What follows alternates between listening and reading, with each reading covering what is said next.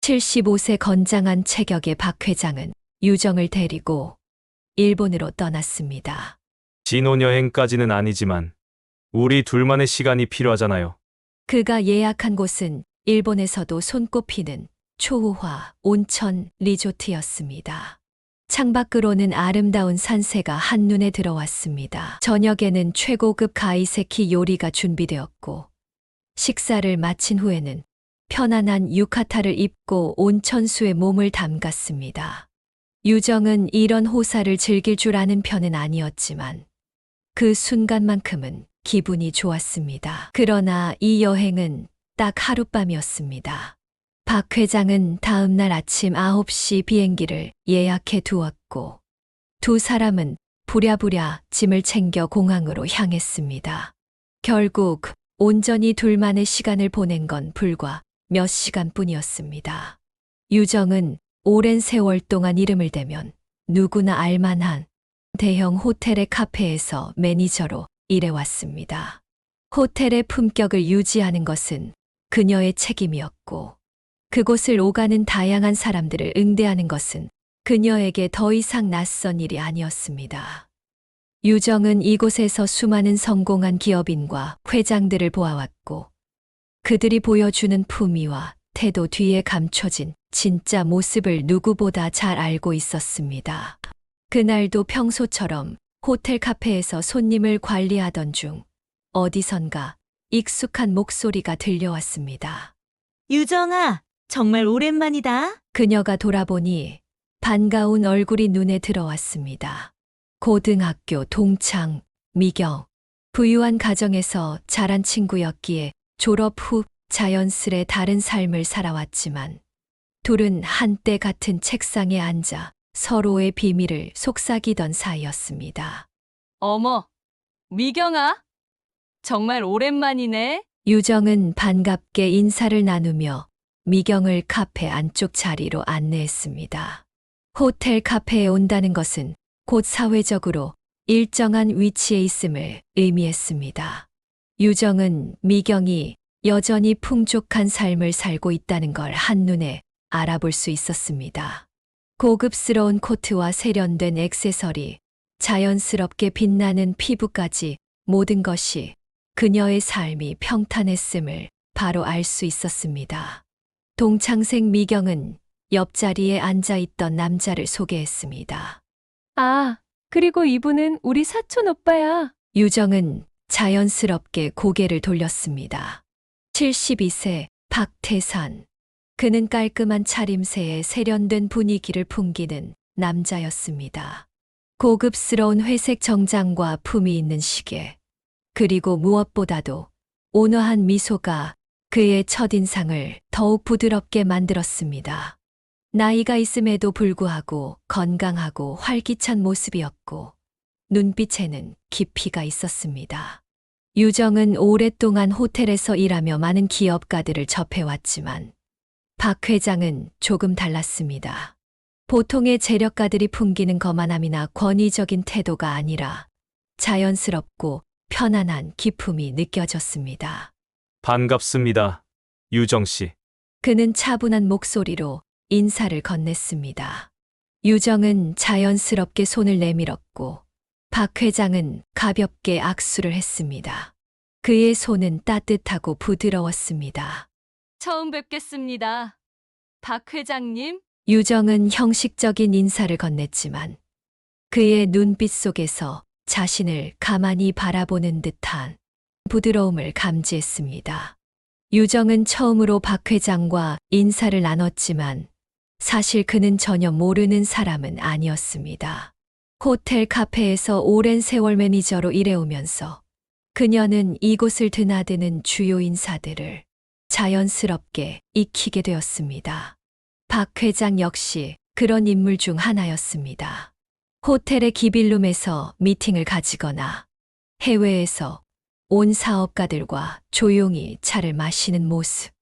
72세의 나이에도 불구하고 그는 여전히 사업을 확장하고 기업을 성장시키려는 야망을 가진 남자였습니다.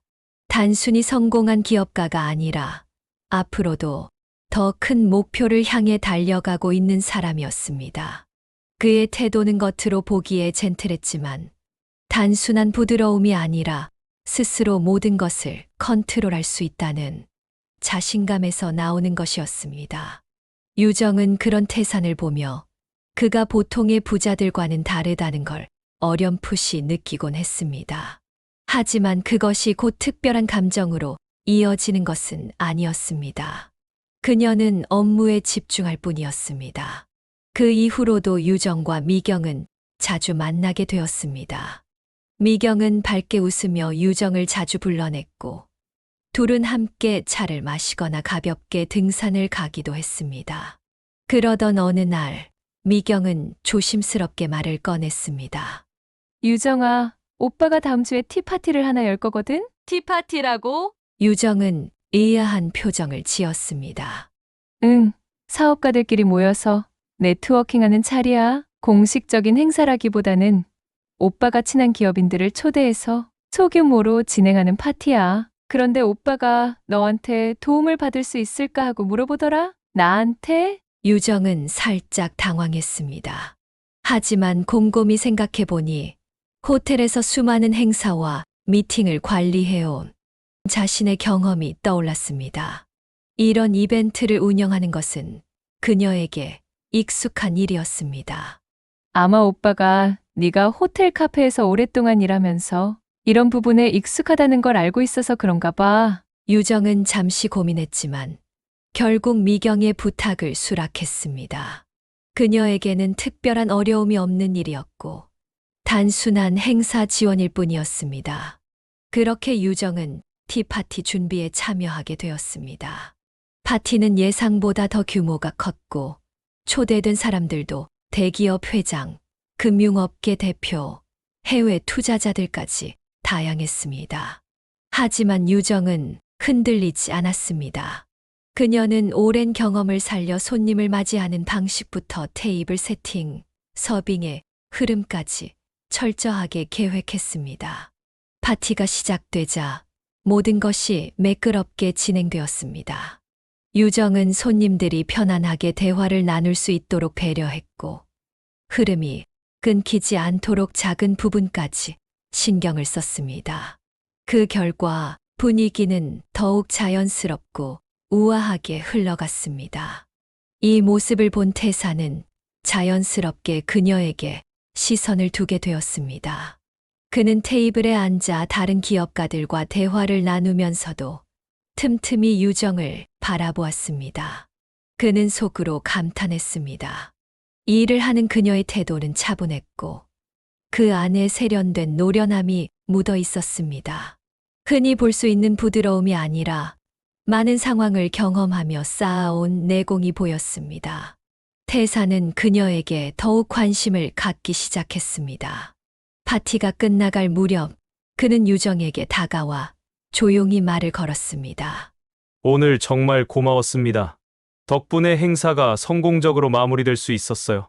유정은 살짝 미소를 지으며 고개를 끄덕였습니다. 별 말씀을요?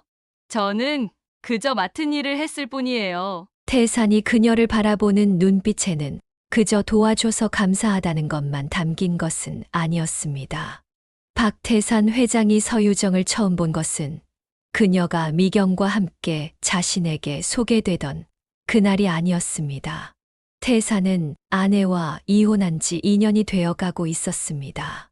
젊었을 때부터 가정을 돌보기보다는 사업을 확장하는 데에 몰두했던 그는 결국 부인의 불만과 지적을 감당하지 못하고 관계를 끝내버렸습니다. 그는 후회하지 않았습니다. 태사는 늘 일을 우선시했고 감정보다는 현실을 중시하는 남자였습니다. 이혼 후 그는 더욱 사업에 몰두했습니다. 기업을 더욱 키우기 위해 사람을 만나고 중요한 미팅을 진행하며 세계 각국을 오가야 했습니다. 그가 자주 찾던 이 호텔에서도 그러한 만남이 이어졌습니다.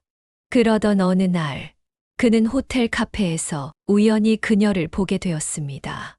멀리서도 그녀는 눈에 띄었습니다. 조용하면서도 수려한 용모, 바쁜 호텔에서도 결코 허둥대지 않는 차분한 태도.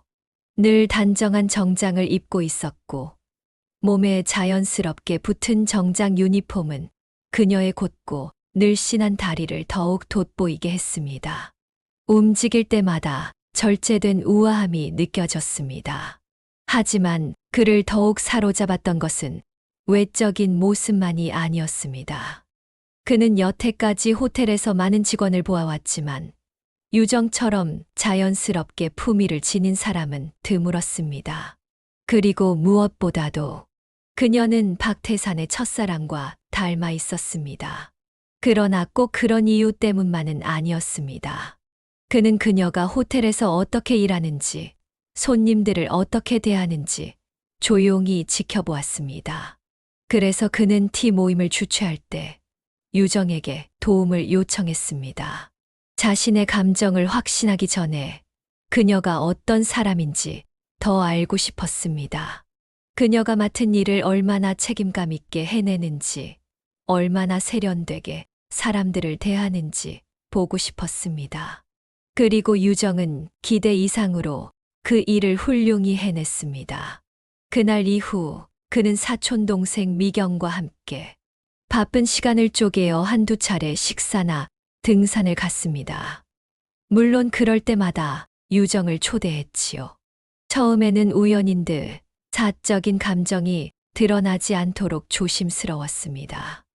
그러나 그렇게 몇 번을 함께 하다 보니 두 사람은 자연스럽게 가까워졌습니다. 처음엔 그저 형식적인 만남이었지만 유정은 점점 태산과의 대화에서 편안함을 느끼기 시작했습니다. 그는 늘 신중했고 말 한마디도 가벼이 내뱉지 않는 사람이었습니다.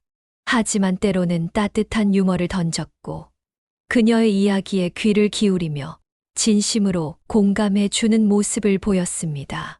그리고 유정 역시 점점 그에게 마음이 열리기 시작했습니다.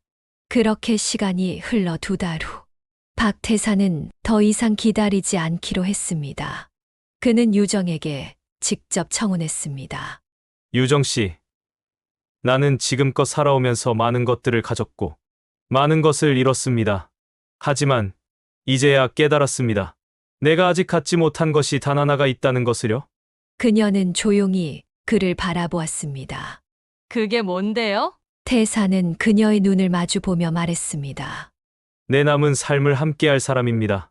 유정 씨, 나와 결혼해 주겠습니까? 55이나 먹어서 다시 결혼을 한다는 것 자체가 어딘가 어색하게 느껴졌습니다. 그리고 무엇보다도 박태산과 그녀의 생활 환경 차이는 보통 나는 것이 아니었습니다. 그는 성공한 기업가로 평생을 부와 권력을 쥐고 살아온 사람이었습니다.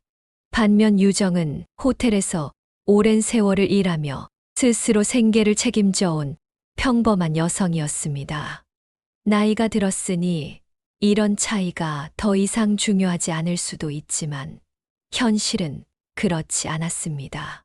그와 결혼해도 편하지 않을 것 같고 그의 생활 방식에 맞추려다 보면 나이 먹어서까지 주눅 들고 사는 게 아닐까 하는 생각들. 그녀는 스스로를 돌아보았습니다. 지금까지 자신의 삶은 누구에게 의지하지 않고 스스로 버텨온 세월이었습니다. 그런데 이제 와서 누군가의 그늘 아래 들어간다는 것이 과연 옳은 선택일까? 그리고 무엇보다도 마음에 걸리는 것이 하나 있었습니다. 아들. 유정에게는 30이 된 아들이 하나 있었습니다. 그렇다고 아들이 독립해서 잘 살아가고 있는 것도 아니었습니다.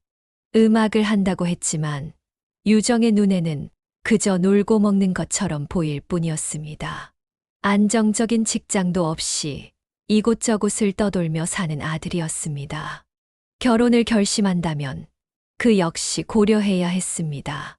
아직도 밥벌이는 못하는 아들을 박 회장이 어떻게 생각할지 좀 걱정됐고 혹시 아들과 거리를 두라고 요구하지는 않을까 하는 염려가 생기기도 했습니다. 유정이 결정을 못하고 망설이자 동창생 미경이 찾아와 적극적으로 밀어주었습니다. 옛날에야 사촌 오빠가 좀 바빠서 가정을 잘 돌보지 못해서 그렇지. 다시 결혼하면 와이프만 위해주고 살 거라고 장담을 하더군요. 그녀가 한 말인지 박 회장이 한 말인지는 모호했습니다. 유정은 다시 한번 박 회장에 대해 생각해 보았습니다. 오랜만에 설레이는 감정을 느끼게 한 사람. 등반 중에 나에게 내밀던 손과 그의 따뜻한 눈길. 그리고 14살 나이 차이가 느껴지지 않을 만큼 모든 것에 열정적인 모습.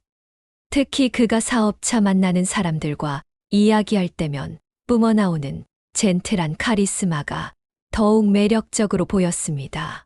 그런 그가 나를 좋아한다니 한편으로는 의아하기도 했습니다. 유정은 고민을 하면서도 알았습니다. 이 청혼을 거절하지 않을 것이라는 것을. 박 회장의 적극적인 구애에 유정은 결혼을 허락했습니다.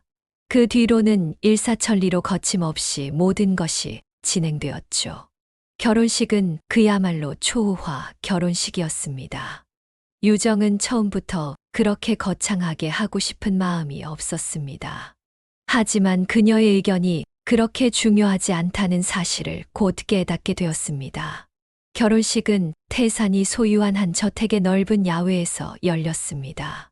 하늘이 탁 트인 공간에 정교하게 장식된 꽃들, 클래식 음악을 연주하는 오케스트라, 미디어에서나 보던 고급 연회 스타일의 피로연까지 모든 것이 유명 연예인의 결혼식 못지않은 수준이었습니다. 웨딩드레스도 마찬가지였습니다. 태산의 비서가 몇 가지 디자인을 가져왔을 때 유정은 눈이 휘둥그레졌습니다. 평생 한 번도 들어본 적 없는 유명 외국 디자이너들의 작품이었고 가격을 상상할 수도 없는 수준이었습니다. 그녀는 심플한 걸 원했지만 결국 태산이 준비한 최고급 드레스를 입게 되었습니다. 유정은 행복했습니다. 아니, 적어도 이것이 행복이라고 생각하려고 했습니다. 그녀가 신경 쓸 것은 아무것도 없었습니다. 웨딩 플래너가 모든 것을 조율했고 그녀는 그저 준비된 스케줄을 따라가기만 하면 됐습니다. 그런데 결혼식을 앞두고 하객 명단을 정리하던 날이었습니다. 비서가 자연스럽게 하객 명단을 요청했을 때 유정은 조용히 2개의 이름을 적어 건넸습니다. 아들 이름, 그리고 아들이 꼭 데려오겠다고 한 여자친구의 이름. 비서는 종이를 받아들고 한참을 보더니 눈을 동그랗게 뜨고 유정을 뻔히 바라보았습니다. 놀라는 게 아니라 기가 막히다는 표정이었습니다. 유정은 조용히 미소를 지으며 비서에게 말했습니다. 2명만 올 거예요. 너무 적어서 미안해요. 유정은 그녀도 모르게 비서에게 사과했습니다. 말해놓고는 뻘쭘했죠. 사실 유정은 아들 외에는 초대할 친척이 없었습니다. 부모님은 이미 오래전 교통사고로 세상을 떠났고 외동딸이었던 그녀에게 형제자매란 존재하지 않았습니다. 그리고 가까운 친구도 없었습니다. 오랫동안 호텔에서 일하면서 그녀는 늘 바빴습니다. 주말까지도 일을 해야 했고 밤늦게까지 남아서 업무를 마치는 것이 일상이었습니다. 그렇게 살아오면서 자연스럽게 마음을 나눌 친구를 사귈 기회도 없었습니다. 그렇다고 해서 직장 동료들과 개인적인 관계를 맺은 것도 아니었습니다. 그녀는 사적인 이야기를 쉽게 하지 않는 사람이었고 재혼한다는 사실조차 동료들 누구에게도 말하지 않았습니다. 그렇게 보니 결혼식에 부를 사람이 없다는 게 새삼 실감되었습니다. 하지만 유정은 외롭지 않았습니다. 사람이 없는 것이 외로운 것이라면 그녀는 이미 오래전부터 외로웠을 것입니다. 하지만 유정은 스스로 그런 감정을 가지지 않기로 결심했던 사람이었습니다. 그녀는 40 중반에 이혼을 하고 난 후부터 사람을 쉽게 믿지 않기로 했습니다. 전 남편과 성격이 너무 달랐습니다. 함께 사는 20년 동안 온갖 감정 싸움을 하며 지냈고 결국 버티다 이혼을 선택했습니다. 그 이후 사람과의 관계 속에서 불필요한 감정을 소비하는 것이 무의미하다는 걸 깨달았습니다. 친구를 사귀려 애쓰는 것도, 지인들과 친밀한 관계를 유지하려 노력하는 것도 그녀에겐 피곤한 일이었습니다. 그래서 그녀는 조용하고 평화로운 하루하루를 사는 것을 선택했습니다. 크게 기쁜 일도 없지만 크게 상처받을 일도 없는 삶. 누군가를 위해 감정을 쓰지 않아도 되는 고요한 일상. 그런데 결혼식이라는 큰 행사를 앞두고 보니 그동안 한 번도 아쉽다고 생각하지 않았던 것이 조금은 아쉽게 느껴졌습니다. 그래도 이런 날 축하해 줄 친구 하나쯤은 있었으면 좋았을까. 그렇다고 해도 이미 늦은 일이었습니다. 다시 결혼식 이야기로 돌아갈게요. 결혼식은 초대형 행사였습니다. 500명의 하객들. 그 자리에 모인 하객들은 정치, 경제, 그리고 재계의 거물급 인사들이었습니다. 대기업 회장들, 금융계의 큰손들, 그리고 이름만 들어도 알만한 유명 인사들이 줄줄이 초대되었습니다. 유정은 결혼식 내내 목이 아플 정도로 인사하고 다녀야 했습니다. 어떤 이는 건조한 표정으로, 또 어떤 이는 호기심 가득한 눈빛으로 그녀를 바라보았습니다. 박태사는 그런 유정을 아주 자랑스럽게 인사시키고 다녔습니다. 이쪽은 제 아내입니다. 호텔 관련 카페 비즈니스를 오래 한 사람입니다. 태사는 그녀가 호텔에서 오래 일해온 경험을 그럴듯하게 포장해 사람들에게 소개했습니다. 마치 그녀가 단순한 직원이 아니라 호텔 비즈니스의 전문가라도 되는 것처럼 말이죠. 유정은 미소를 지으며 인사를 했지만 속으로는 피곤함이 몰려왔습니다. 이곳에 있는 사람 중 누구도 그녀와 개인적인 인연이 있는 사람은 없었습니다. 그들에게 유정은 그저 박태산 회장의 새로운 부인일 뿐이었습니다. 그녀는 그야말로 눈부시게 아름다웠습니다. 58세의 아름다운 신부. 이 나이가 믿기지 않을 정도로 그녀는 완벽한 신부로 변신했습니다. 웨딩드레스는 외국 유명 디자이너의 작품이었고 몇백만 원짜리 메이크업은 그녀를 완전히 다른 사람으로 만들어 놓았습니다. 기본 얼굴도 예뻤지만 오늘의 유정은 연예인 뺨 한 대 칠 만큼 아름다웠습니다. 결혼식이 끝난 후 신혼여행은 결국 다녀오지 못했습니다. 박 회장에게 결혼식 다음날 사업차 일정이 잡혀 있기 때문이었죠. 박 회장은 조금 미안했던 모양이었습니다. 결혼식이 끝나자마자 그는 유정을 데리고 일본으로 떠났습니다. 신혼여행까지는 아니지만 우리 둘만의 시간이 필요하잖아요. 그가 예약한 곳은 일본에서도 손꼽히는 초호화 온천 리조트였습니다. 객실에는 개인 전용 온천이 딸려 있었고 창밖으로는 아름다운 산세가 한눈에 들어왔습니다. 저녁에는 최고급 가이세키 요리가 준비되었고 식사를 마친 후에는 편안한 유카타를 입고 온천수에 몸을 담갔습니다.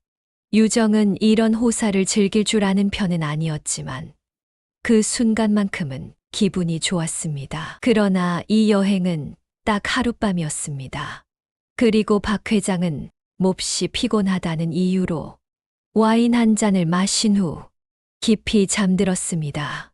박 회장은 다음 날 아침 9시 비행기를 예약해 두었고 두 사람은 부랴부랴 짐을 챙겨 공항으로 향했습니다.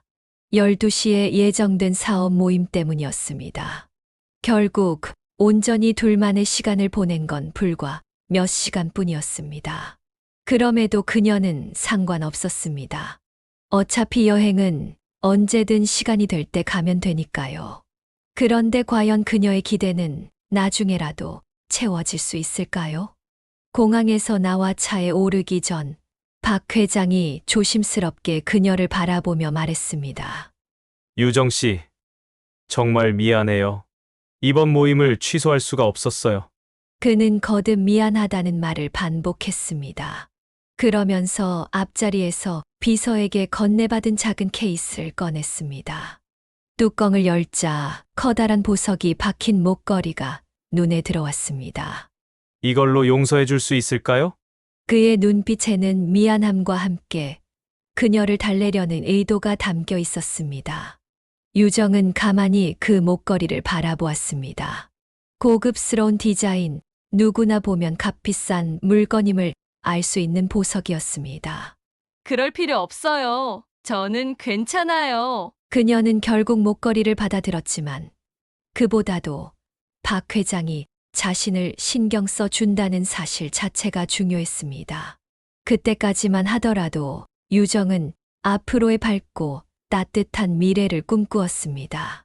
박 회장은 모임이 있는 장소에서 내렸고 유정은 그의 집으로 향했습니다. 이제는 그녀의 집이 된 곳이었지만 사실 그녀에게는 여전히 낯선 공간이었습니다. 결혼 전에 한 번 들러서 자신의 물건 몇 가지만 옮겨 놓았을 뿐 그녀가 직접 꾸린 것은 아무것도 없었습니다. 결혼을 준비하는 동안 박 회장은 단호하게 말했습니다. 유정 씨, 아무것도 가져올 필요 없어요. 그 말은 단순한 배려가 아니었습니다. 그가 사는 이 대저택에는 이미 모든 것이 갖춰져 있었고 그녀가 가져올 수 있는 물건들은 이곳의 기준에서는 어울리지 않는 것들이 될 뿐이었습니다. 그렇기에 유정은 아들과 함께 살던 아파트의 모든 것을 그대로 남겨두고 왔습니다. 집으로 들어서니 웅장한 내부는 여전히 익숙하지 않았습니다. 그녀는 안방으로 들어갔습니다. 그런데 침대 머리맡에는 이미 결혼 사진이 인화되어 걸려 있었습니다. 결혼한 지 하루도 지나지 않았는데 마치 오랫동안 함께 살아온 부부처럼 그들의 사진은 자연스럽게 그곳을 차지하고 있었습니다. 유정은 사진을 가만히 바라보았습니다. 사진 속 그녀는 정말 아름다웠습니다. 평생 한 번도 그렇게 화려한 옷을 입어본 적 없었고, 한 번도 그렇게 주목받아 본 적 없었습니다. 그러나 그녀의 시선이 사진 속 박 회장을 향하자 묘한 기분이 들었습니다. 그는 변함없이 품위 있고 세련된 모습이었지만 어쩐지 유정과 나란히 서 있는 그 모습이 마치 오래전부터 준비된 한 조각처럼 느껴졌습니다. 그녀는 잠시 침대 가장자리에 걸터 앉아 있다가 궁금한 마음에 드레스룸으로 발걸음을 옮겼습니다. 그리고 문을 여는 순간 입이 떡 벌어질 만큼 놀랐습니다. 보석함이 가득한 장식장, 시계 컬렉션, 모든 종류의 옷, 파티용 드레스와 정장, 계절별 캐주얼 의상, 그리고 수십 켤레의 구두와 신발들. 그녀는 한 발짝도 움직이지 못한 채 이 광경을 그저 바라볼 수밖에 없었습니다. 한 걸음 내디디며 옷을 살짝 만져보았습니다. 부드러운 실크 드레스, 몸에 꼭 맞는 정장, 우아한 이브닝 드레스, 그리고 신발장에 놓인 구두들.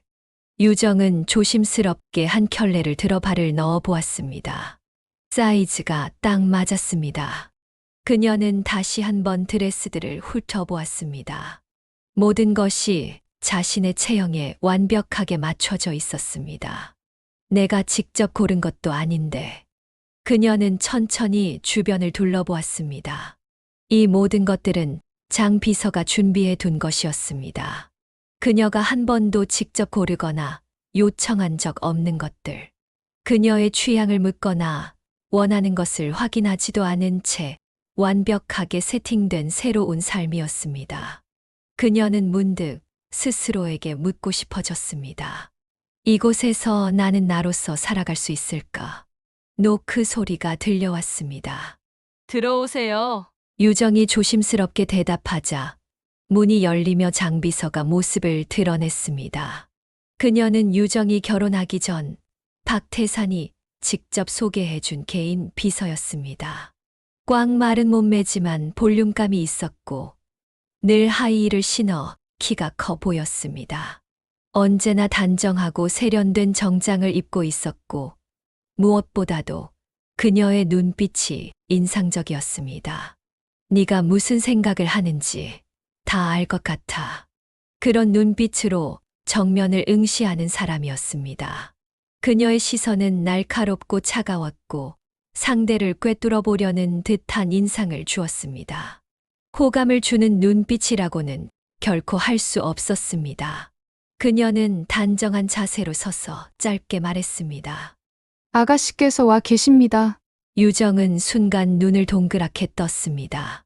여기 올 사람이 없는데 아가씨라니?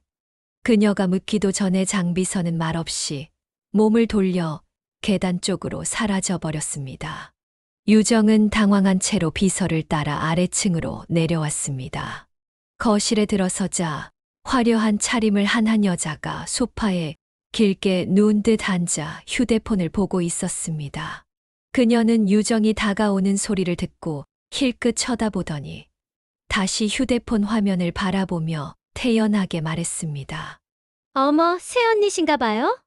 눈길 한 번 제대로 주지도 않은 채 반쯤 웃는 얼굴로 가볍게 덧붙였습니다. 예쁘게 생겼네? 유정은 순간적으로 분위기에 압도당했습니다. 그녀는 여유로운 태도로 휴대폰을 만지작거리며 천천히 고개를 들었습니다. 안녕하세요. 결혼식에서는 못 배웠네요. 그제야 유정은 그녀가 박태산의 12살 어린 동생이라는 것을 깨달았습니다. 아, 이 사람이 그 동생이구나. 외국에 거주해서 결혼식에도 참석하지 못한다고 들었던 그 여동생. 태산의 동생이라면 나이 차이가 12살이니까 유정과는 거의 또래였습니다. 하지만 분위기는 전혀 달랐습니다. 그녀는 자신이 이 집의 주인인 것처럼 편안하게 앉아 있었고, 말투와 태도에서도 상대에 대한 긴장감이나 거리감이 전혀 없었습니다. 그리고 묘하게 기선제압을 하는 듯한 느낌이 들었습니다. 몇 달만 있을 거예요. 새언니가 오빠한테 잘 얘기해줘요. 그녀의 이름은 에스터. 너무나도 뜻밖의 방문이었습니다. 유정은 불안한 마음에 장비서에게 조용히 물었습니다. 박 회장님도 고개를 절레절레 흔드실 정도로 막무가내십니다. 되도록이면 마주치지 않도록 하세요. 그녀의 말은 곧 유정이 앞으로 힘든 시간을 보내게 될 것이라는 예고나 다름없었습니다. 그리고 그 예상은 틀리지 않았습니다. 에스터는 엽기적인 생활 방식으로 유정을 충분히 힘들게 했습니다. 밤이 되면 그녀는 술에 취한 채 집으로 들어왔습니다. 거실 문을 열며 고함을 치거나 술에 잔뜩 취한 채 노래를 부르기도 했습니다. 그러던 어느 날 밤, 유정은 물을 마시러 아래층 부엌으로 내려갔습니다. 그러나 눈앞에 펼쳐진 광경에 그대로 얼어붙고 말았습니다. 거의 벗고 있는 한 남자가 냉장고 문을 열고 서 있었습니다. 냉장고 불빛이 그의 알몸을 적나라하게 비추고 있었습니다. 유정은 너무 놀라 숨이 턱 막혔습니다. 아무 말도 하지 못한 채 그대로 굳어 있었습니다. 이런 일이 한두 번이 아니었습니다. 밤마다 낯선 남자들이 드나들었고, 심지어 박 회장이 해외 출장을 간 날이면 그 상황은 더욱 심해졌습니다. 그녀는 언제나 박 회장 없는 순간을 이용해 사고를 쳤습니다. 하지만 더 큰 문제는 이 상황을 박태산이 알게 되더라도 쉽게 해결될 문제가 아니라는 것이었습니다. 왜냐하면 에스터는 박태산조차 통제할 수 없는 여동생이었기 때문이었습니다. 에스터는 유정보다 겨우 2살 많은 늙은 아가씨였지만 행동과 말투는 한없이 유치하고 날카로웠습니다. 그녀는 유정만 보면 품위 있게 비아냥거리는 말을 던지는 게 일상이었습니다. 그날도 마찬가지였습니다. 유정이 거실에서 차를 마시고 있을 때 에스터가 다가와 대뜸 의미심장한 질문을 던졌습니다. 각서에 사인했어요? 유정은 순간 당황했습니다. 각서요? 무슨 각서 말씀하시는 거예요? 에스터는 심드렁한 표정으로 손톱을 만지작거리며 말을 이었습니다. 아직 안 썼나 보네? 결혼 신고하기 전에 쓸 거예요. 유정은 말없이 그녀를 바라보았습니다. 에스터는 유정의 반응이 재밌다는 듯 피식 웃으며 덧붙였습니다. 그거 안 쓰면 결혼 신고도 못하지. 부잣집에 시집 왔다고 뭐 큰 거 떨어질 거 기대하면 오산이에요. 그녀는 한쪽 눈썹을 올리며 무심하게 충격적인 말을 툭 던졌습니다. 우리 올케처럼 한 푼도 못 받고 쫓겨날 수도 있어요. 옳게. 그제야 유정은 박태산의 전처가 어떤 결말을 맞았는지 짐작할 수 있었습니다. 그리고 한편으로는 으스스한 느낌도 들었습니다. 어느 주말 아침 박 회장은 어쩐 일인지 골프 모임을 잡지 않았습니다. 박 회장은 노란 서류 봉투를 내밀었습니다. 그 안의 내용은 늙은 아가씨에게 들은 대로였습니다. 이혼할 경우 어떤 위자료도 청구하지 않을 것이며 박 회장의 타겟이 법적으로 물려받는 유산 상속을 포기한다. 라는 내용이었습니다. 유정 씨가 이해 못할 수도 있지만 이쪽 세계가 원래 이렇게 해요. 이것도 다 절차라서 괜찮죠? 박 회장은 부드러운 미소로 말했습니다. 얼른 사인하고 장비서 줘요. 바로 결혼신고 서류 접수할 거예요. 그래요, 알겠어요. 나는 상관없어요. 유정은 말은 그렇게 했지만 속으로 떨렸습니다. 부자들은 다 이렇구나 하는 생각에 잠시 멍해졌습니다. 그리고는 박 회장은 다른 약속이 있다며 저녁에 일찍 들어와 함께 밥 먹자는 말을 남기고 나갔습니다. 박 회장이 나간 뒤 유정은 장비서가 내밀 그녀의 스케줄표를 멍하니 보고 있었습니다. 11시 요가, 12시 점심, 1시 30분 쿠키 만드는 클래스, 5시 영어 회화 클래스. 이게 다 뭐지? 라는 생각이 들었습니다. 장비서는 사모님에게 필요한 것들이라며 박 회장이 직접 짰다는 이야기도 덧붙였습니다. 유정은 마음 먹었습니다. 박 회장과 얘기를 좀 해야겠다고 말입니다. 그러던 어느 날 아들에게서 전화가 왔습니다. 목소리가 아주 밝았습니다. 엄마, 우리 언제 만나요? 그래, 미안하다. 엄마가 신경을 통 못 썼어. 오늘 엄마 집으로 가도 돼요? 여자친구가 보고 싶대요. 잠깐 당황스러웠지만 한 번도 초대한 적이 없어 내심 미안하던 참이었습니다. 그래, 근데 오늘? 아들의 끈질긴 대답에 오라고 했습니다. 박 회장은 외출 준비를 하고 있었습니다. 1시간도 채 되지 않아 아들은 여자친구와 함께 집에 왔습니다. 남편에게 인사하고 우리들은 식탁에 앉아 점심을 먹기 시작했습니다. 집안에 거주하는 도우미분들이 4분이나 계셨어. 금방 만들어 온 음식이 제법 그럴듯했습니다. 아들 주영이와 여자친구는 눈을 휘둥거리며 연신 와와를 내뿜었습니다. 엄마, 진짜 대단하다. 이런 데 살고 있었구나. 아들이 결심한 듯 말을 꺼냈습니다. 엄마, 우리 결혼할래요. 뭐라고? 너희가 어떻게? 직장은 잡았어? 아들의 결혼 소식에 불안한 마음이 들었습니다. 식사를 하고 있는데 박 회장이 아들에게 잘 먹고 가라며 인사를 하고 현관 쪽으로 나가는데 아들 주영이 선뜻 결혼 이야기를 꺼냈습니다. 아저씨, 저희 결혼해요. 인사시켜 드리려고 여자친구 데리고 왔어요. 유정은 아들의 말에 너무나 놀랐습니다. 그래? 정말 축하한다. 준비 잘하라는 말을 마치며 몸을 돌리려는 박 회장을 아들은 못다한 말이 있듯이 빠르게 말을 붙였습니다. 저희가 아직 준비가 많이 안 돼서 좀 많이 도와주시면 좋고요. 유정은 말이 안 나왔습니다. 어떻게 아들이 저런 비굴한 말을 아무렇지 않게 뱉을 수 있는지 상상이 안 갔습니다. 박 회장의 눈빛이 순간적으로 바뀌는 것을 유정은 보았습니다. 아들은 머리를 조아리는 하인처럼 흐물거리며 비굴한 웃음을 지었습니다.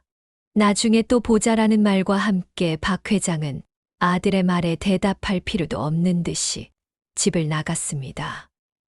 뭐라 할 말이 나오지 않았습니다. 아들이 굳이 집을 구경하러 오겠다는 데는 목적이 있었습니다. 그렇게 아들은 바른 직장도 없이 결혼했습니다. 신혼살림은 우리가 살던 아파트에 차렸고, 있던 가구와 전자제품 하나 바꾸지 않고 그대로 사용한다고 했습니다. 요즘엔 스몰 웨딩을 한다고 하면서 결혼식도 외곽의 작은 교회에서 친구들끼리 치룬다고. 시간 되면 오고 아니면 안 와도 된다고 하더군요. 하나밖에 없는 아들 결혼식인데 그렇게 치룬다는 것이 마음이 많이 아팠습니다. 아들 앞으로 들어두었던 적금이 있었는데 다행히 만기일이 가까워 꽤 큰 돈을 마련해서 선물로 주었습니다. 돈을 받아들고 고마워하던 아들과 며느리의 모습에 가슴이 먹먹했습니다. 아들은 은근히 새 아버지의 대단한 축하금을 기대하는 눈치였지만 박 회장에게는 아들의 결혼식을 알리지도 않았습니다. 그렇게 아들을 만난 후 박 회장 역시 한 번도 아들의 안부를 물어오지 않았기에 축하금 이야기를 꺼낼 필요도 없었습니다. 그러나 유정은 박 회장이 보이는 돈에 대한 싸늘한 모습이 마음에 깊이 각인되었습니다. 돈 있는 사람이 더 무섭다는 말이 실감났습니다. 유정의 결혼 생활은 예상과는 전혀 다른 방향으로 흘러갔습니다. 처음에는 모든 것이 완벽해 보였습니다. 화려한 결혼식, 초호화, 일본 여행, 그리고 완벽하게 갖춰진 저택까지. 그녀가 신경 쓸 것은 아무것도 없는 듯 보였습니다. 하지만 결혼한 지 얼마 되지 않아 그녀는 자신이 완전히 새로운 세계에 던져졌다는 사실을 깨닫게 되었습니다. 이곳에서의 삶은 단순히 새로운 환경에 적응하는 것이 아니었습니다. 마치 정해진 규율과 역할이 존재하는 세계에서 하나씩 배워가야 하는 느낌이었습니다. 결혼 후 유정은 하루도 빠짐없이 장비서에게 끌려다니며 상류층이 살아가는 방식에 대한 교육을 받았습니다. 처음에는 간단한 예절 교육부터 시작되었으나 점차 그 과정은 그녀를 숨 막히게 만들었습니다. 아침이면 드레스룸에서 그날 입을 옷을 고르는 것이 아니라 이미 정해진 스타일리스트의 조언에 따라 옷을 입었습니다. 액세서리 하나, 구두의 높이까지도 사회적 모임에서의 적절함을 고려해 결정되었습니다. 유정은 그동안 단정하고 깔끔한 스타일을 유지해 왔지만 이곳에서는 그것만으로 부족했습니다. 상류층 여성에게 요구되는 품격과 세련된 태도가 중요했고 그것을 갖추기 위해 다양한 수업과 사교 모임에 참여해야 했습니다. 골프, 승마, 다도, 와인 테이스팅, 클래식 음악 감상, 명품 브랜드의 역사에 대한 이해. 그녀가 한 번도 접해보지 않았던 것들이 당연한 듯 그녀의 삶에 들어왔습니다. 봉사활동 역시 필수였습니다. 처음에는 마음을 나누고 도움을 줄 수 있다는 점에서 의미가 있다고 생각했습니다.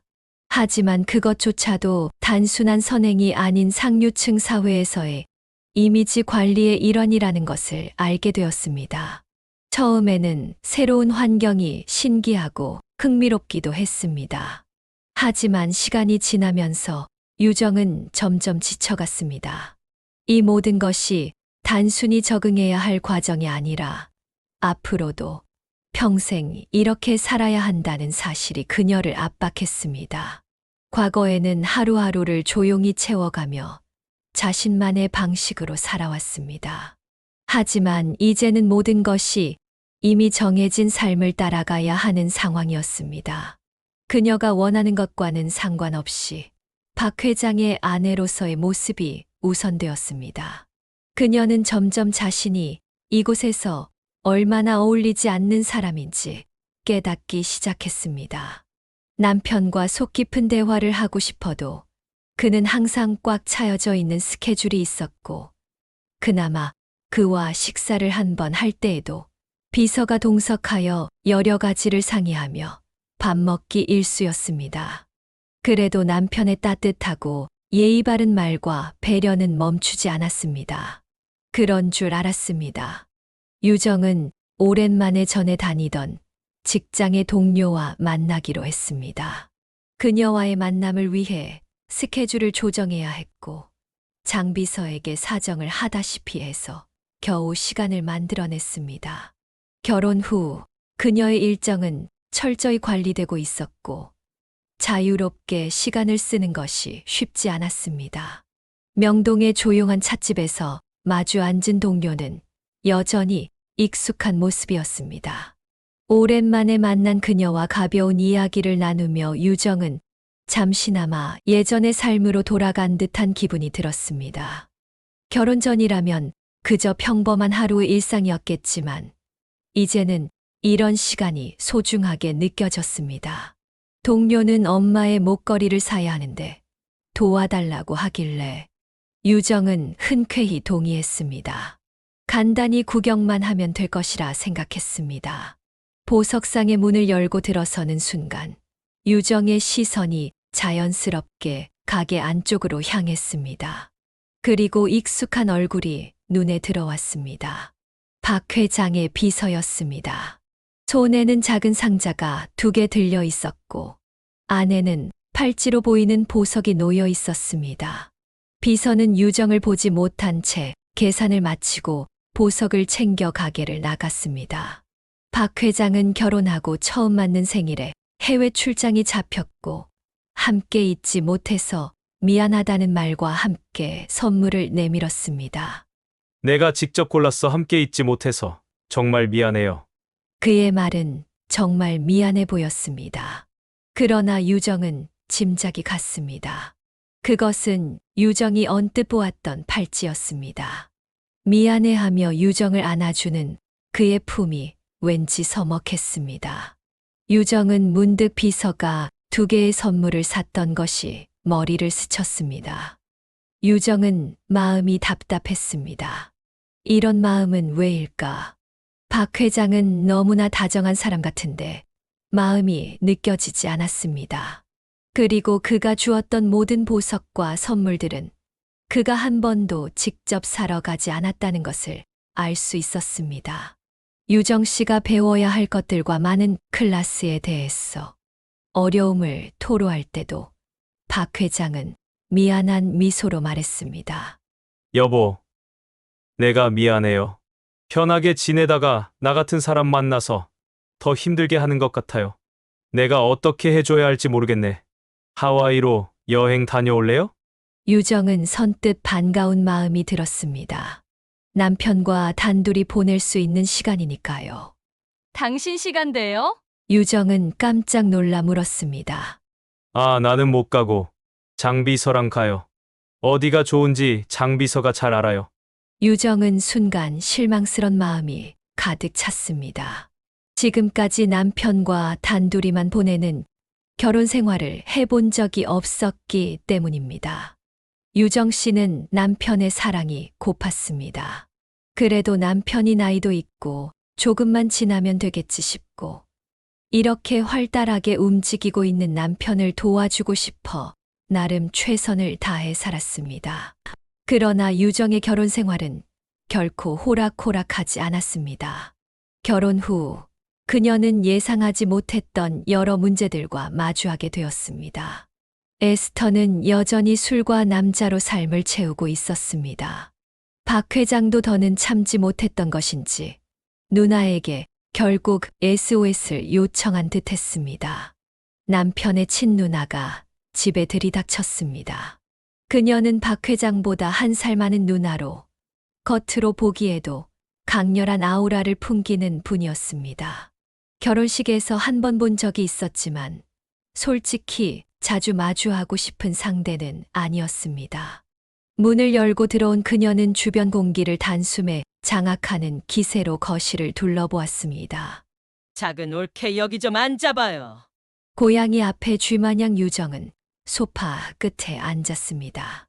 그런데 유정은 자기가 작은 올케라고 불리는 게 기분이 썩 좋지는 않았습니다. 그럼 전처는 큰 올케인 것일까요? 수업은 잘 받고 있어요? 힘들다고 받기 싫다고 했다며? 유정은 놀란 마음으로 신우를 바라보았습니다. 왜 내가 모르는 게 있을까봐요? 아니, 그런 게 아니라요. 유정은 왠지 기어들어가는 소리로 대답했습니다. 작은 올케가 지금 누리는 이 모든 것이 우리 동생이 뼈 빠지게 일해서 누리고 있다는 거 알고는 있지요. 그러니까 앙앙대지 말고 하라는 대로 해요. 유정은 모멸감에 가슴이 팡팡 뛰기 시작했습니다. 앙앙대지 말라니요. 올케가 할 일은 아무것도 없어요. 우리 동생 옆에서 예쁘게 있어주기만 하면 돼요. 그게 자네가 여기 있는 이유야. 그 말을 듣는 유정은 정신이 번쩍 들었습니다. 박 회장이 결혼을 한 이유가 그거였나? 번개처럼 생각이 스쳐갔지만 유정은 작게 대답했습니다. 노력하고 있어요. 유정도 한때는 내노라 하는 호텔 카페의 매니저였습니다. 그녀의 아래에는 수십 명의 직원들이 있었고 매일같이 일어나는 크고 작은 사건들을 신속하게 해결해야 했습니다. 고객의 불만을 처리하고 직원들을 효율적으로 배치하며 위기 상황이 발생하면 누구보다 빠르게 대응해야 했습니다. 그녀는 언제나 중심을 잡고 있었고 결정을 내리는 사람이었습니다. 하지만 이 집에서는 완전히 달랐습니다. 이빨 빠진 호랑이, 그녀의 위치는 힘이 없는 존재, 그저 박 회장의 아내라는 이름 아래 불려다니는 종이 인형 같았습니다. 그렇게 결혼 생활이 1년이 지났습니다. 그동안 유정의 얼굴은 점점 어두워졌습니다. 겉으로 보기에는 누구보다도 화려하고 옛날에 그 평범했던 모습을 찾을 수 없었습니다. 집에 상주하는 메이크업 아티스트 덕분에 유정의 피부는 그 어느 때보다도 반짝거렸습니다. 그러나 반짝이는 것은 그녀의 겉모습일 뿐 유정의 속은 새까맣게 타들어갔습니다. 남편의 옆에서 모든 일정을 소화하고 이제는 외국 출장을 갈 때까지 유정과 동행했습니다. 유정의 아름다운 외모와 우아한 말투, 그리고 사람을 상대할 때 리드하는 스킬까지 그녀가 함께하는 사업 모임에서는 언제나 박 회장이 돋보였고 거래에서도 좋은 수익을 낼 수 있었습니다. 그러나 그럴수록 유정은 자신이 초라해 보였습니다. 이유가 있었습니다. 아무에게도 말할 수 없는 이유. 그녀는 일본 여행에서부터 오늘까지 박 회장과 함께 지낸 밤이 한 번도 없었습니다. 첫날부터 박 회장과 같은 방을 쓰지 않는 것이 당연한 것처럼 교육받았던 유정은 그에게 다가갈 수가 없었습니다. 분위기를 잡을 수 있던 시간도 없었습니다. 그런다고 유정이 먼저 말을 꺼내기도 어려웠습니다. 바보 같았습니다. 유정은 그런 자신이 한없이 작게 느껴졌습니다. 아내를 품지 않는 남자는 상상해 본 일도 없었습니다. 그리고 그 이유를 드디어 알게 되는 순간이 다가왔습니다. 유정은 몸살 기운이 있었지만 남편과 함께 미국 출장을 가야 했습니다. 그녀가 박 회장과 함께 이동하는 것은 당연한 일이었고 이번에도 장비서를 비롯한 모든 스태프들이 동행했습니다. 호텔에 도착했을 때 두 사람은 최상층 10층 펜트하우스에서 머물 예정이었습니다. 체크인을 마친 후 유정은 남편과 함께 엘리베이터를 타고 10층으로 올라갔습니다. 호텔 직원이 방키를 나누어 주었고 유정도 룸키를 하나 받았습니다. 그런데 예상치 못하게 박 회장에게도 별도의 룸키가 건네졌습니다. 같은 방이 아니었습니다. 유정은 순간적으로 의아한 눈으로 남편을 바라보았습니다. 그러나 태사는 아무렇지 않다는 듯 짧게 말했습니다. 손님들을 만나야 해서 그리고 덧붙였습니다. 내일부터 일정이 시작되니 오늘은 푹 쉬도록 해요.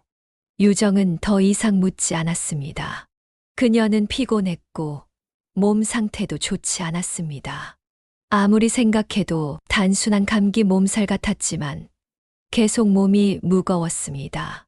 방으로 들어와 침대에 몸을 뉘이자 곧바로 깊은 잠에 빠져들었습니다. 얼마나 잤을까?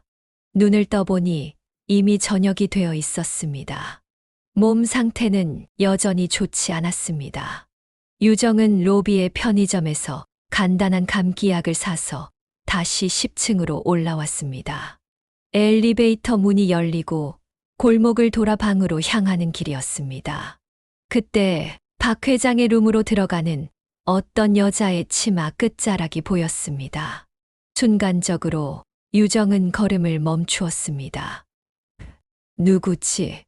여자는 조용히 방 안으로 들어갔고 호텔 문이 천천히 닫히기 시작했습니다. 유정은 본능적으로 움직였습니다. 그녀는 닫히려는 문 끝에 한쪽 발을 밀어 넣었습니다. 문은 완전히 닫히지 않았습니다. 조용한 복도에서 그녀는 박 회장의 문 앞에 얼음처럼 서 있었습니다. 닫히지 않은 문 틈으로 차가운 공기가 스며 나왔습니다. 순간적으로 머릿속이 하얘졌습니다. 내가 지금 뭐 하는 짓이지? 하지만 발이 떨어지지 않았습니다. 움직여야 한다는 생각은 있었지만 그녀는 그 자리에 그대로 굳어버렸습니다. 그리고 그렇게 소리 없이 서 있었습니다. 얼마나 지났을까? 박 회장의 방 안에서는 별다른 말소리가 들리지 않았습니다. 그러나 곧 듣고 싶지 않은 신음들이 흘러나오기 시작했습니다. 처음에는 희미하게 들려왔습니다. 그러나 그 소리는 점점 분명해졌고 이제는 명확하게 들을 수 있었습니다. 여자의 목소리. 그 목소리는 낯설지 않았습니다. 너무나도 귀에 익숙한 소리. 유정은 숨을 멈추었습니다. 그러나 보지 않아도 알 수 있었습니다. 장비서. 그녀였습니다. 언제나 냉철하고 감정을 드러내지 않던 여자. 그 여자가 지금 박 회장과 함께 그 방 안에 있었습니다. 유정은 몸도 마음도 벌벌 떨면서 문에서 발을 빼지 않고 얼음처럼 계속 서 있었습니다. 지금 이 문을 닫으면 안 된다는 생각뿐이었습니다. 그리고 그녀는 자신도 모르게 핸드폰을 빼들었습니다. 이 순간에 어떻게 그런 생각을 했을까요? 그녀는 정신이 없었지만 본능적으로 비디오 녹화 버튼을 눌렀습니다. 손이 떨렸습니다. 핸드폰을 놓칠 것처럼 손가락이 흔들렸습니다. 그러나 끝까지 들고 있었습니다. 그들은 큰 일을 치르고 즐거운 대화를 나누기 시작했습니다. 박 회장의 호탕한 웃음소리. 유정은 잘 듣지 못했던 웃음소리였습니다. 유정은 문득 깨달았습니다. 박 회장은 평소에도 웃긴 했습니다. 그러나 그렇게 마음껏 거침없이 웃는 소리는 단 한 번도 들어본 적이 없었습니다. 유정은 그렇게 한참을 문 앞을 지키고 있다가 조용히 문을 닫았습니다. 문이 완전히 닫히면서 들리는 찰칵하는 잠금 소리에 유정은 자기가 죄라도 지은 듯 가슴이 더 뛰었습니다. 방으로 돌아온 유정. 그렇게 어둠만이 가득한 펜트하우스 거실에 앉아 얼마나 시간이 흘렀는지 몰랐습니다. 그렇게 하염없이 빌딩 숲 도시의 화려한 조명들을 쳐다보았습니다. 문득 정신이 들었을 때 핸드폰을 보니 그때까지도 녹화가 되고 있었습니다.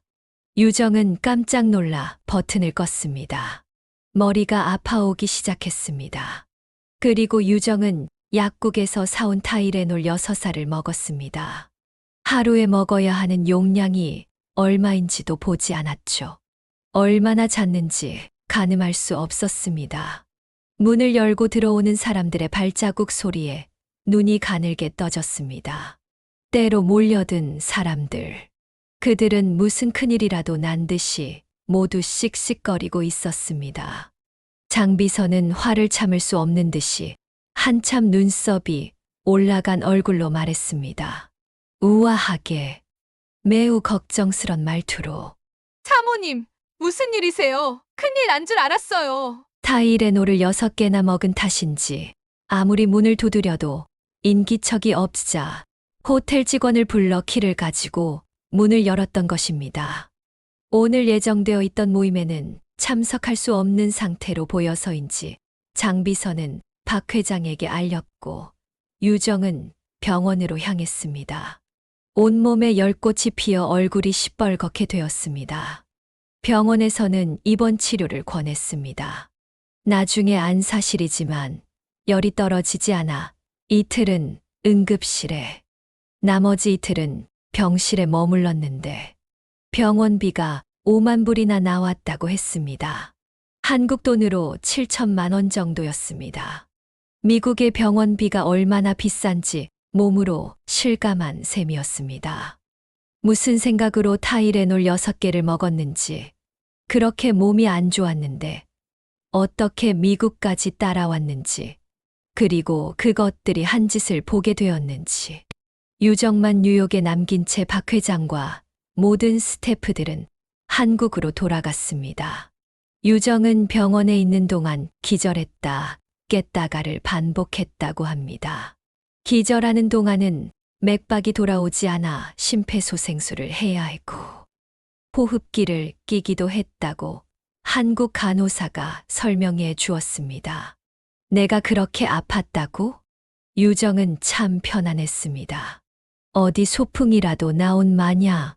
환하게 밝은 세상과 그리고 푸른 들판, 아름다운 하얀 구름이 뭉실뭉실 떠있는 하늘을 바라보며 팔을 벌리고 들판에 누워 있었던 기억밖에 없었습니다. 제가 어디 있었던 것일까요? 유정은 다행히 몸이 호전되었습니다. 퇴원 수속을 마치고 머물렀던 병실에서 병원 입구까지 나오는데 휠체어를 탔습니다. 걸어가겠다고 하는데도 안 된다고 했습니다. 병원 규정상 휠체어를 타고 병원 입구까지 가는 것이라고 합니다. 아마 가는 동안 사고라도 나면 책임질까봐 그런다고 하네요. 그렇게 유정은 홀로 병원을 나와 호텔까지 걸어갔습니다. 1시간쯤 걸렸습니다. 몸은 완전히 회복되지 않아서 걸을 때마다 흔들리는 것이 느껴졌지만 느낌은 좋았습니다. 가는 중간에 노천 카페에 앉아 바삐 지나가는 사람들을 바라보고 있으니 나도 저렇게 활기차게 걸어 다니고 싶다는 생각이 들었죠. 유정 씨는 지난 1년이 한여름 밤의 꿈처럼 느껴졌습니다. 꿈인 듯이 보지 못한 채 살았고 꿈인 듯이 잡히지 않던 남편이었죠. 장비서가 박 회장 밑에서 일한 지 5년이 되어가니 아마도 하루 이틀 사이는 아닌 듯 했습니다. 그날 밤 그들의 대화는 여느 부부나 할 수 있을 법한 아주 자연스러운 관계였습니다. 어쩌면 전처도 그들의 관계를 알았던 것은 아닐까요? 나중에 알게 된 일이었지만 그 둘의 관계는 집안 사람들에게는 공공연한 비밀이었다고 하더군요. 유정 씨는 호텔 카페에서 일하면서 많은 불륜을 보았습니다. 그들이 들어와서 어떤 자세로 또 어떤 자리 배열로 앉는지 말투에 따라서 어느 정도 관계인지 잘 알 수 있었습니다. 병원에서 퇴원한 뒤 뉴욕에서 2주 정도 머무르다 돌아왔습니다. 한국에 돌아온 뒤 박 회장의 집으로 들어가지 않았습니다. 유정 씨는 아파트를 팔아 아들 이름으로 전세를 마련해주고 나머지는 현금으로 만들어 은행 박스에 넣어두었습니다. 혹시 모를 사태에 대비해서요. 그리고 변호사를 선임했고 변호사에게 핸드폰에 저장된 녹음을 들려주었습니다. 박 회장의 변호사들이 워낙 막강하기 때문에 어떤 수를 써서든지 저에게 해를 끼친다고 하더군요. 그래서 변호사에게 박 회장의 전화번호를 주었습니다. 그리고 이렇게 문자하라고 했습니다.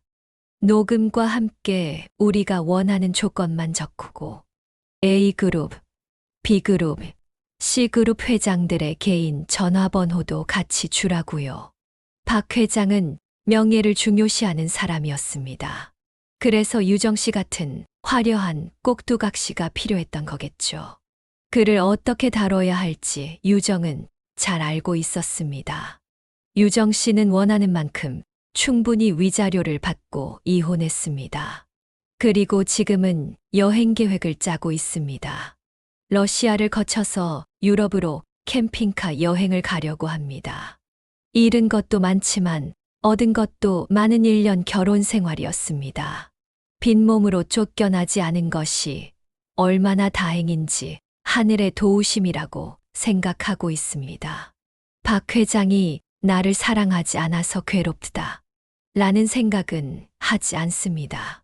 그저 박 회장을 진심으로 좋아하고 존경해서 결혼까지 갔던 것은 유정 자신이었고, 사랑에 실패했다고 세상이 끝나는 것은 아니니까요. 유정은 그렇게 살기로 했습니다.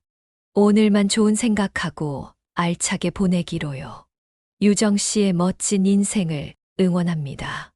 끝까지 들어주신 여러분께 깊은 감사드리며 앞으로도 감동이 있는 사연으로 함께하겠습니다. 구독, 좋아요, 그리고 소중한 댓글 꼭 부탁드립니다.